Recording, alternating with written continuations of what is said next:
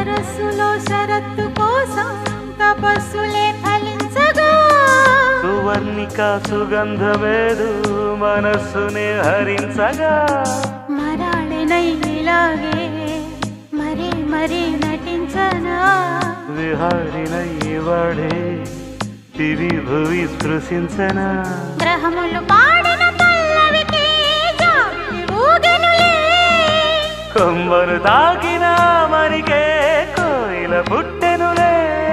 ఒక సౌఖ్యం తనువంతా చెలరేగే క్షణాలలో అందాలలో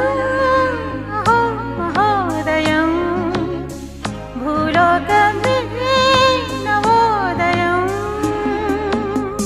నీలాకాశం దిగి వచ్చే లోయలో ఊహాలోకం ఎదురొచ్చే హాయిలో